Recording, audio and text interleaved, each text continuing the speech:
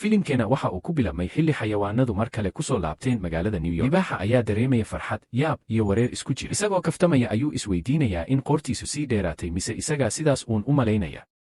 Saaxiibadiisna waxay taabanayaan dhogortiisa iyagoo la yaaban sida uu isbeddel. Inkasta oo ay dib ugu soo laabteen noloshii raaxada lahayd, haddana xayawaanadu waxay qarsanayaan dareen ah in wax ka maqan. Qaar waxay u xiisayaan hoygoodii hore, qaarna waxay ka sheekaynayaan waxyaabihii ay ka tageen, xitaa sariirihii ay caadaysteen. Si lama filaan ah, dadkii magaalada ayaa arka wax aysan filayn.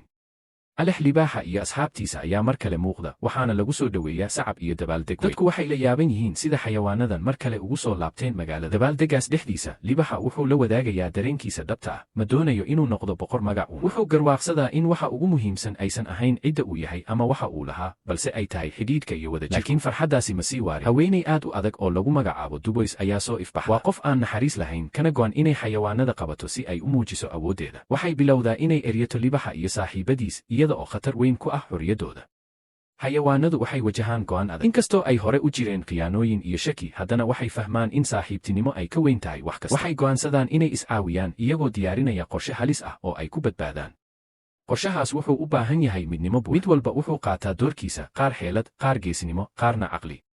Dagaal iyo baxsi adag kadib, xayawaanadu waxay muujiyaan in wadajirku ka awood badan yahay cadow kasta. Libaaxa wuxuu ugu dambayn muujinayaa hoggaan dhab ah. Ma aha awood ama cabsi, balse waa kalsooni, ilaalin iyo daryeel uu asxaabtiisa. Wuxuu ka hortagaa Dubois isaga oo caddaynaya in boqornimadu aysan ahayn taaj, balse ay tahay mas'uuliyad. Ugu dambayn, Dubois waa laga adkaadaa, xayawaanaduna waxay helaan xorriyad. Waxay fahmaan in nolosha dhabta ahi aysan ku xirnayn meel ama caanimo, balse ay ku jirto dadka aad la wadaagto. Sheekadu waxay ku dhammaanaysaa go'aan ay wada qaataan, iyagoo doortay nolol cusub oo ay ka buuxaan tacabur, halis, jacayl iyo xorriyad dhab ah. Iyagoo wada jira ayay u dhaqaaqaan mustaqbal ay iyagu doorteen.